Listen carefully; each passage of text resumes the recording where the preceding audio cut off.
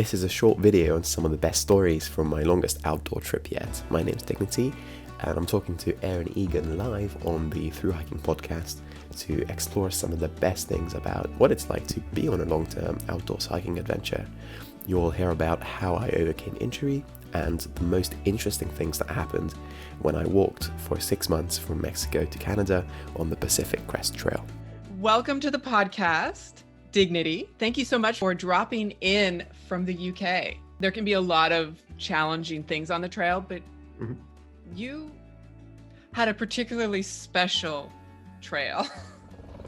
Well, yeah, it was really hard for me, and I've had problems with dislocated shoulders in the past, and I've had operations on it before. So for it to happen on trail was, not lucky, but I believe that everybody's fortune shifts, and once that happens to you, your actions are your answer. So you will be asked those questions by adversity that happens on trail, and how you react is how you actually answer. So I decided, I can either just throw in the towel, or just get what I can and just keep pushing through where I can. I watched your videos, and I watched the evolution of your cart, so to speak. All right. Paul McCartney. Exactly. So I was going to say, so before we jump into that, because I do want to talk about the cart and the whole cart of it all. Okay. But can you tell everybody a little bit about what happened? Like, what caused the whole shift that you had to make? Sure, absolutely. So I made it through the desert. I made it through the Sierras.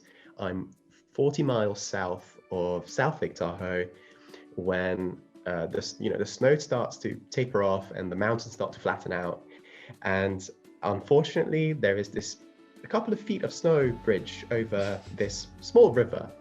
And, I'm pumped. I'm like, oh my God, the snow is done. I can push big miles again. I'm with an amazing trail family, Coconut Jam and Chief. And what happens is that Chief is in front of me. He passes through this snow bridge, no problem. And I go right after him, a couple of feet after him, and it collapses. I fall through, and in the snow bridge itself, I fall onto my shoulder, and I hit hard, and everything just gets drenched in the river. But the river is about a couple of feet tall, so I just take a hit on the bottom of the river, and I dislocate my shoulder as a result. So when that's the 6th time it happened to me in my lifetime. Jesus. And I've had an operation on it before, so it shouldn't have happened. Chief and Coconut Jam comes over, helps me out. I'm just like shocked, because I know instantly that I can't wear a backpack with this. I know I had it 5 times before. I know how much of a pain this is. I know how much it hurts if it's not treated within a couple of hours. And I know that my arm will have to be in a sling for weeks. And I know it hurts to walk with, even if it's my shoulder, it hurts to walk. So I know instantly, like, that goes through my head. I've been through the hardest part of the PCT, and then North Calais, the easy section, and then this happens. So okay, no worries. I get my my GPS dongle out, and I push the SOS button, and the sheriff helicopter comes in 2 hours, 3 hours maybe, and in 3.5 hours, I'm in my hotel room drinking beer after the hospital visit.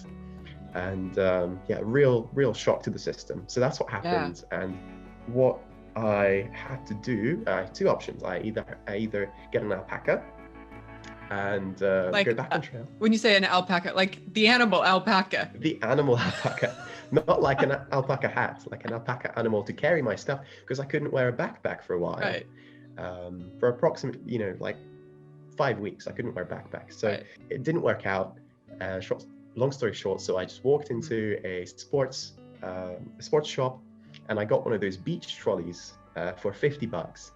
And that's how I decided to tackle the Pacific Crest Bicycle Trail for as long as I have to, and then jump back on trail in Oregon. no app, there is no one, no trail angels, no support from fellow hikers, nobody else. There's no, no information on where you're going to get your water, where you're going to sleep.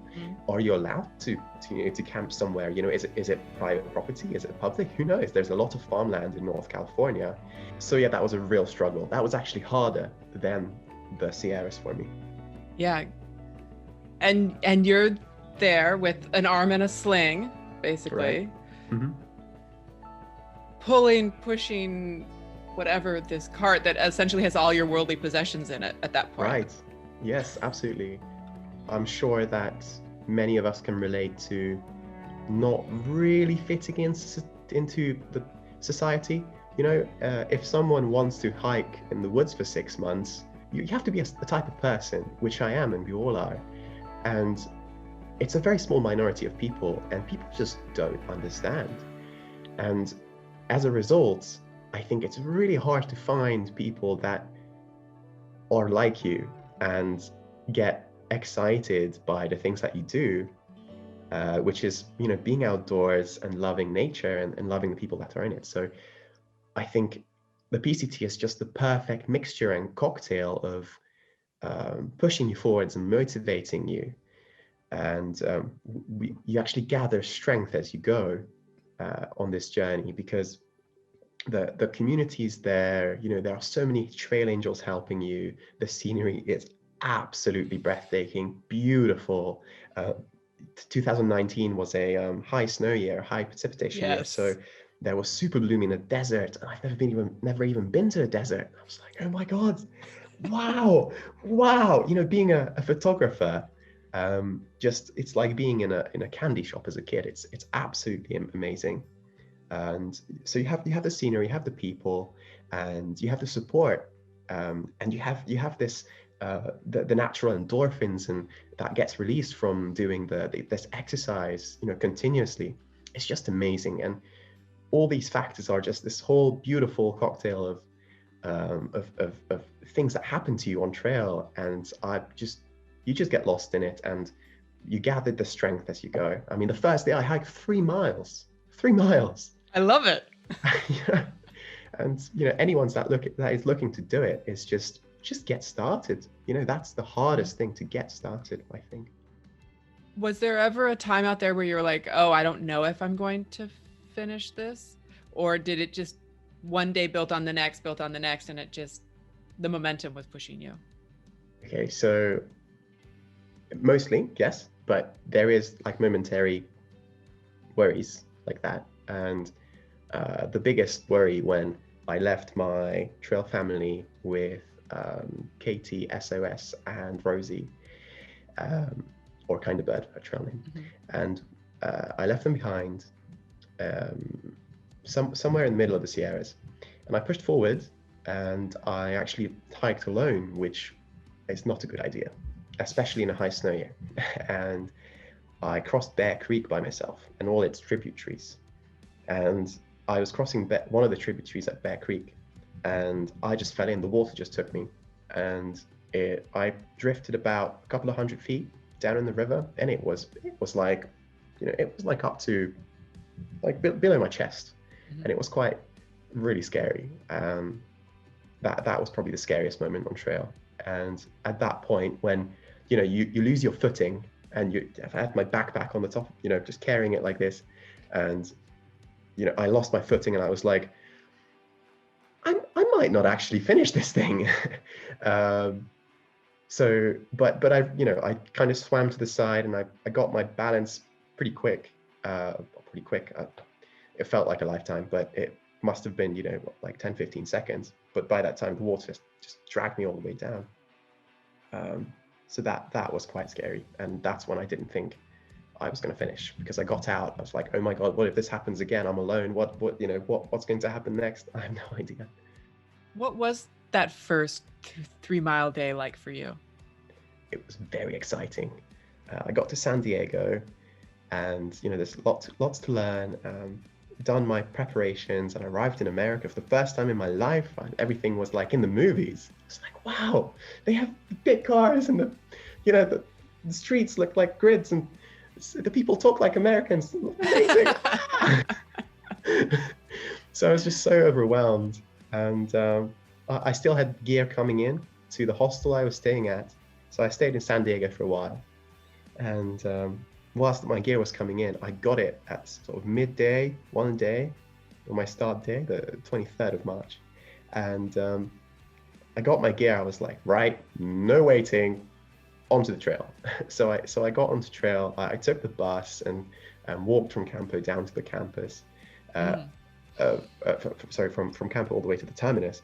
And yeah, I got there. It was sunset. It was beautiful. I was in tears, literally. I was like, oh my God, I've been dreaming of this or an adventure of this magnitude for all my life. And I'm here and I'm ready and I'm about to take the first step. Very overwhelming.